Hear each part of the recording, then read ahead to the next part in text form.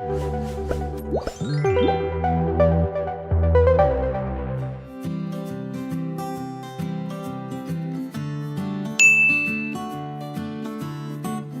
I want to hear from these moms as to what they think they did right or wrong when it came to sleep training their babies initially. Like, what was your first thought when it came to like, how am I going to do this? I think the problem is that you get so much advice and so much conflicting advice that it's very difficult. Some people say wake the baby up. Some people say the baby will wake up when it's hungry. Some people say, oh, my baby was sleeping through 8 hours when it was 6 weeks old, and lots of things. And when you're a first-time mother, you really don't know what is real and you want to do your best. My sleep went out the window. I understand, of course, that with everyone, sleep is key. Because my mother, like she said, in films as well, you must listen to your director. When it comes to mothering also, listen to your doctor. So I thought that seems sensible. And he also did say that it's possible after a certain age for the baby to sleep, and you can wake up the baby, you can do certain things, but they can also go a stretch of 6 hours quite soon. So obviously, Kerry made no mistakes when sleep training her baby. We know that. But what do you think your biggest mistake was as a first-time mom when you were confused and, you like you said, you had advice from so many people. What was the biggest mistake now when you look back you think you made? It's ongoing. I mean, I have one baby. She's now 2 years and 4 months. And I don't know sleep training for me is a different definition. A lot of things we do for our own convenience. But before I go into my mistakes, I want to say the things that I'm proud of, if I'm allowed to. I did win the battle, which was that she needs to have a fixed bedtime, which should be at 7:30 every day. And even if that means that we don't get to say goodnight to her, that's all right. She has to come first. Her needs have to come first. It's okay. And often that led to a little friction with extended family.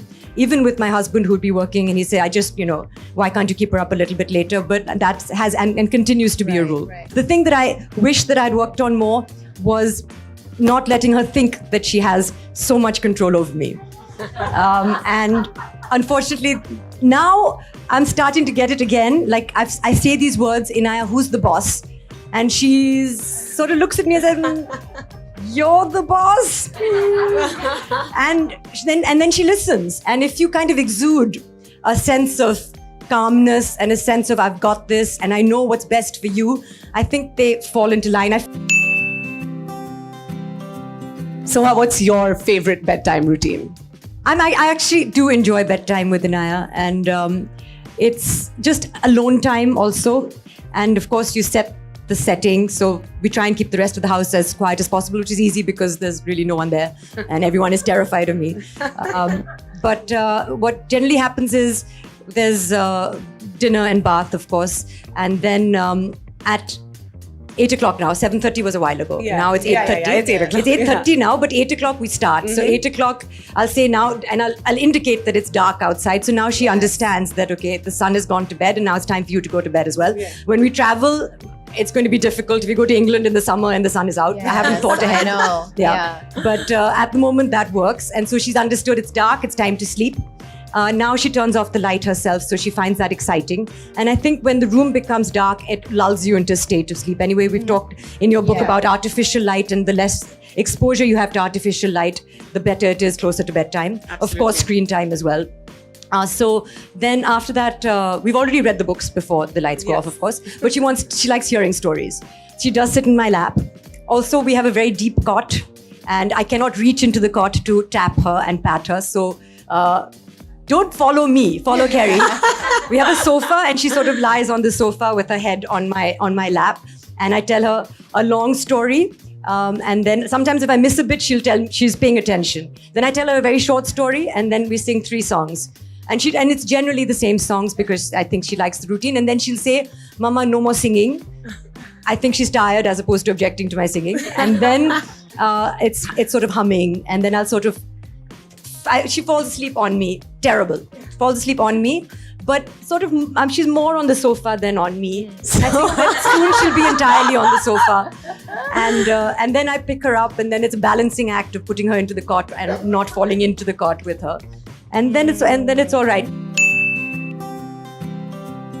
What are your thoughts on co-sleeping, which a lot of families do versus baby sleeps in her cot, her room? See, my husband and I have talked about it a lot, and he's very into like, oh, I want Tanaya to come to our bed, and it's so nice to cuddle, and it's Apparently, such a nice both feeling. our husbands are exactly the same. Yes, but I'm convinced that he's not being sensible at all, and he hasn't thought it through. And Inaya hasn't spent a night in our bed as yet. She's learned now how to open doors, and we're moving to a cot, so I don't know if I mean, what's going to happen in the future. But she does have an association now that when it's bedtime, she goes to her room and she sleeps in her room. And she's asked for that. Like, even in the evening when we've been, all of us, the three of us have been in bed reading a book together. And, you know, he sneakily said, do you want to sleep in our bed? And I've just been like, don't ask that question. And she said, no, I want to go to my room. And I was just been like, that's amazing. I don't know how long this is going to last, but, you know, we've been quite clear that and just because I can see the future, I just know that it's good for her to have her. Oh, absolutely. I just tell Karan, I'm like, you know, you want to go to his room and sleep, do it. He's also, not allowed. otherwise, I told him, I said, otherwise we all have to go to bed at 8 o'clock. Are you ready to do that? Yeah. And then wake up at 6 o'clock. And I mean, I don't want her to become us. I mean, she's like a baby. She's not us. She has to have her own schedule. She needs certain things that we don't need. And so if you can, I understand that a lot of people don't have the ability to have two separate rooms, and that's a different matter. Absolutely. But I mean, you can't say because I want to cuddle. Yeah, that's Karan. So like, cuddle me. Yeah. How soon do I need to stop that dream feed? How soon do I need to just let her stay hungry? And a lot of things, you know, they draw. Like, I was very worried because even my daughter, till she was quite old, continued to have a dream feed in the middle of the night. At any time between 2 and 5 in the morning, she would demand milk, and got to the point where she was talking. This was when she was 2 as well. And I said, what's going to happen? And I should just say no, and that would lead to hysterics. And then otherwise, it was very easy to just give her some milk and she'd go right back to sleep. So I said, what's the big deal? And honestly, when I was just about to say, okay, we're just going to change it, or water, she was not interested. She knew the distinction. I was saying, give her a biscuit maybe. I was trying all those things. And then one day, she just stopped. So I don't know. I mean, having read the book, know that people say it's a phase. That's not necessarily true. But there are certain things that, you know, that will happen when they're ready.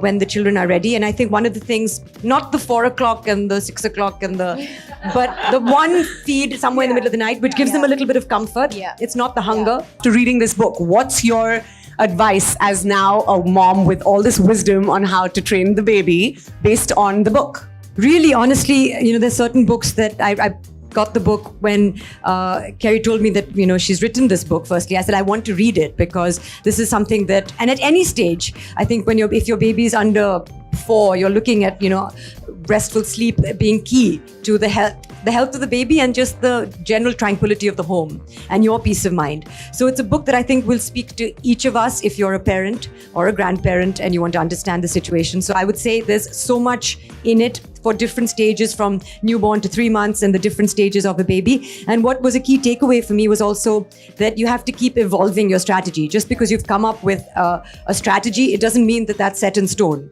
So you have to change it with the changing times, whether there's a fever, when the baby becomes older, starts to communicate, becomes a little bit more clever, you know, so you have to change with them.